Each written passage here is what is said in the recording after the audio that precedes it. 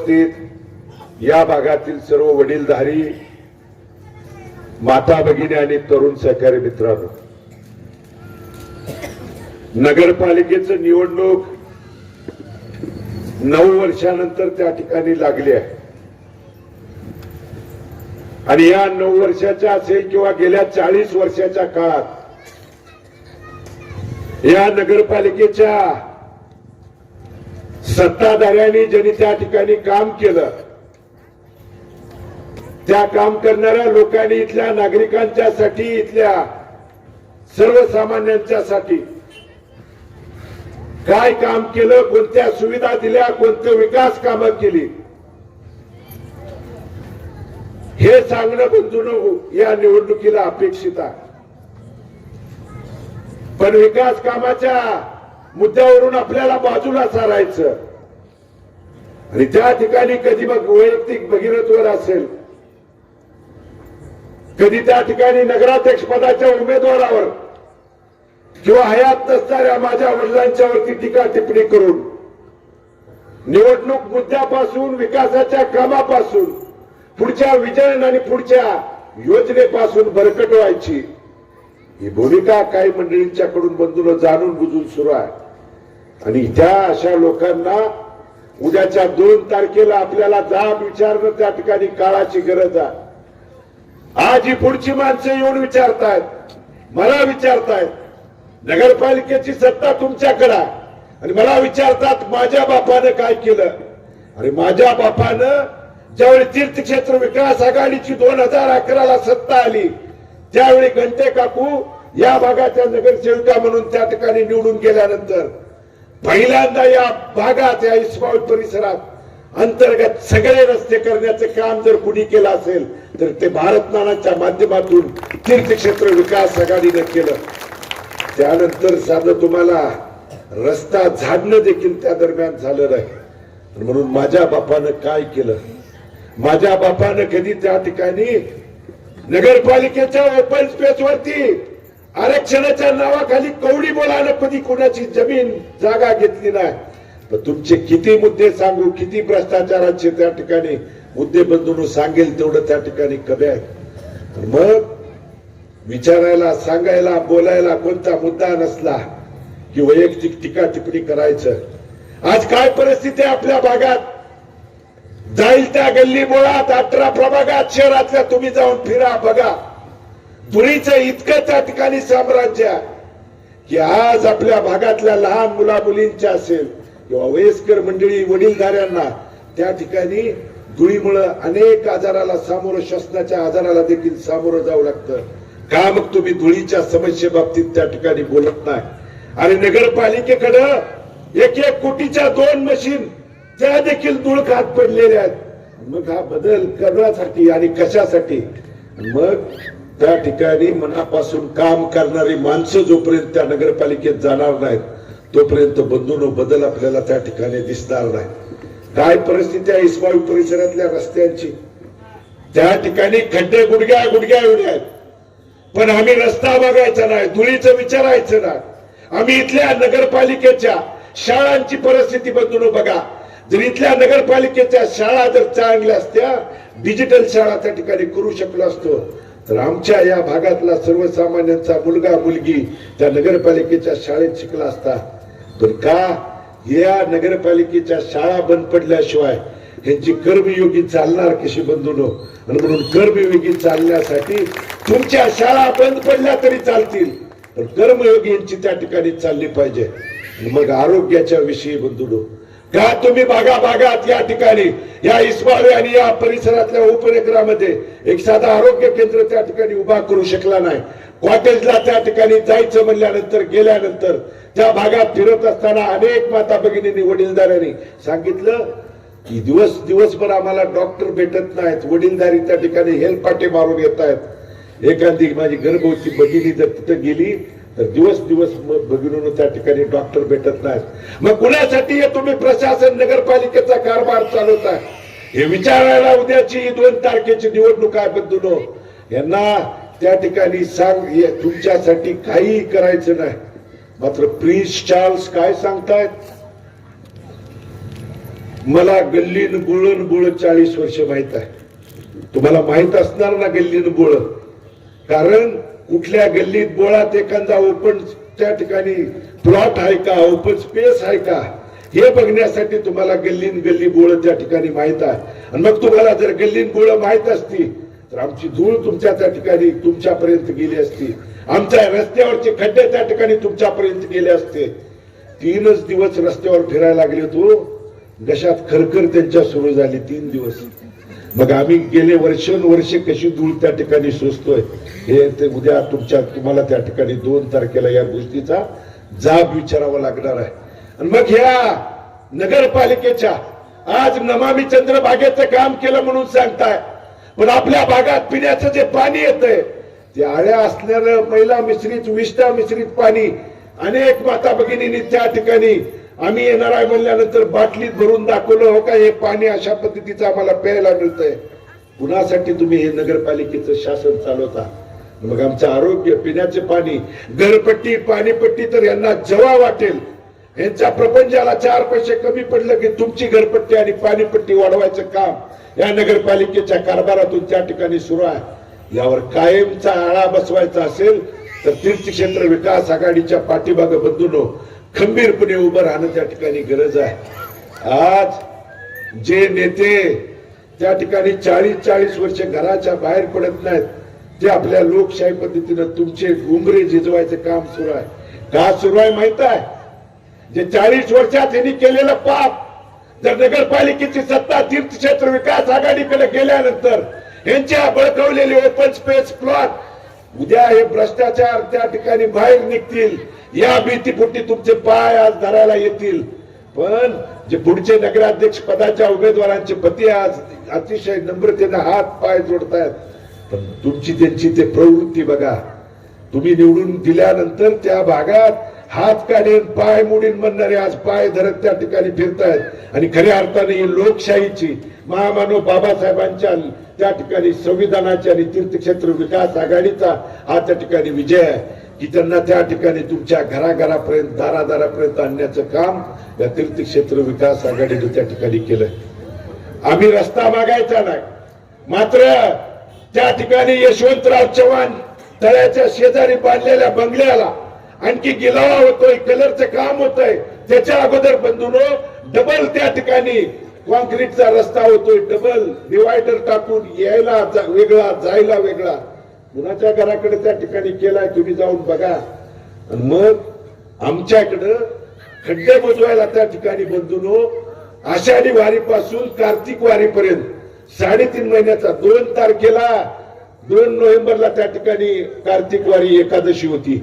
3.5 महिन्यात आपल्या पंढरपूर शहराला 5 कोटी रुपये फक्त खड्डे बुजवायला आलेत. खड्डे बुजवायला किती भागातले खड्डे बुजले तुम्ही तपासा आणि मगच उद्याच्या 2 तारखेला त्या ठिकाणी मतदान करा. मग हे पैसे जात आहेत कुठं? जे बगल बच्चे ठेकेदार तेच निवडून तुम्ही यापूर्वी गेलेले नगरसेवक तेच ठेकेदार, त्यांनीच त्या ठिकाणी कामं घ्यायची, खराब निकृष्ट दर्जाची कामं करायची आणि पुढचं काम संपवतोय तोपर्यंत पाठीमागचे काम त्या ठिकाणी खराब करून टाकायचं. ही भूमिका जर बदलायची असेल तर तीर्थक्षेत्र विकास आघाडीच्या पाठीमागे त्या ठिकाणी बंधूंनो उभं राहणं ही काळाची गरज आहे.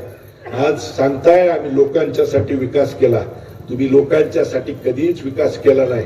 तुम्ही स्वतःचे प्रपंच आणि कुटुंब भरण्यासाठी त्या ठिकाणी कामं केली आणि त्याची उदाहरणं पत्रकार बंधू इथं उपस्थित आहेत. इथं उदाहरण म्हणून घेऊन आलोय.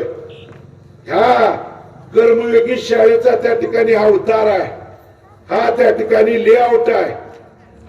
हा कर्मयोगी शाळा आहे ना, जवळजवळ 2.5 ते 3 एकर जागा आहे बंधूंनो कर्मयोगी शाळेचे लिंक रोडची. हा त्याचा लेआउट आहे. या जमीन त्या ठिकाणी आरक्षित असणारी जमीन होती. हा त्याचा पत्रकार बंधूंना देखील मी हा पुराव्यानिशी दाखवू शकतो. यामध्ये रिझर्वेशनचा अवतार आहे. मात्र नगरपालिकेच्या कारभाराच्या संगणमतानं तुम्ही रिझर्वेशन त्याच्यावरती पुनर्वसनाची जमीन ती रिझर्वेशनची कुणाला दिली माहित आहे? पांडुरंग प्रतिष्ठान पंढरपूरचे अध्यक्ष प्रशांत प्रभाकर परिचारक. हा उतारा बघा आणि त्याच्यावर नगरपालिकेचा पुढचा कारनामा तुम्हाला ऐकवतो. नगरपालिकेनं बांधकाम परवाना त्या ठिकाणी दिलेला आहे. हा नगरपालिकेचा बांधकाम परवाना तुम्हाला सांगतो. त्यावर दिलंय निवासी वापरासाठी जागा बांधकाम परवाना आहे. पत्रकार बंधूंनो बघा, निवासी वापर आणि बांधली काय शाळा. म्हणजे तुम्ही नगरपालिकेची सत्ता गोरगरिबांच्या विकासासाठी नाही तर स्वतःचा प्रपंच आणि कुटुंब भरण्यासाठी त्या ठिकाणी करताय. याची कितीतरी उदाहरणं आहेत. हे झालं पहिलं उदाहरण. दुसरं उदाहरण तुमच्या पुढे त्या ठिकाणी मांडतो. हा उतार आहे बंधूंनो, 13 हेक्टर 85 अर्धा उतार आहे. किती? 13 हेक्टर म्हणजे किती एकर जमीन झाली? 32 एकर. पंढरपूर शहरातली 32 एकर जमीन आहे. कृष्ण यजुर्वेदी तैत्रिक अपस्त्रम ब्राह्मण समाज ट्रस्ट, ब्राह्मण समाजाच्या ट्रस्टची जमीन आहे. तुमच्या ट्रस्टच्या जमिनीवरती त्या ठिकाणी आरक्षण टाकतो म्हणून धमकावून 150 कोटीच्या वरची जमिनीची किंमत आहे. 3 कोटीला खरेदी केली आहे. किती? 3 कोटीला. आणि खरेदीदारांचं नाव वाचतो तुमच्या पुढं. ऋषिकेश उमेश परिचारक, रोहन प्रशांत परिचारक आणि चिन्मय राजू जोशी. उतारा आहे 2023 चा. हायकोर्टामध्ये त्या ठिकाणी पिटिशन दाखल केली त्या ट्रस्टने. आमच्यावर धमकावून त्या ठिकाणी केलं. हायकोर्टाची 11 तारखेला, कालच्या 11 तारखेला, आज आहे किती? 29. 11 तारखेला तरी हायकोर्टाने सुनावलं की यांच्यावरती ताबडतोब कारवाई करा. कारवाई करा कुणावर म्हणून सांगितलंय? यामध्ये Paricharak builder and developers utopian sugar private limited. हा मी काय त्या ठिकाणी माझ्या मनाचं बोलत नाही. हा न्यायालयाचा त्या ठिकाणी हायकोर्टचे खंडपीठ त्या ठिकाणी सुरू आपलं कोल्हापूरला झालंय. त्या कोल्हापूरच्या खंडपीठाचा हा त्या ठिकाणी 11 तारखेचं जजमेंट आहे. मग तुम्ही या सत्तेचा वापर कुणासाठी त्या ठिकाणी केला? फक्त स्वतःची पापं झाकण्यासाठी. आज तुमच्या दारात येऊन आशीर्वाद मागताय.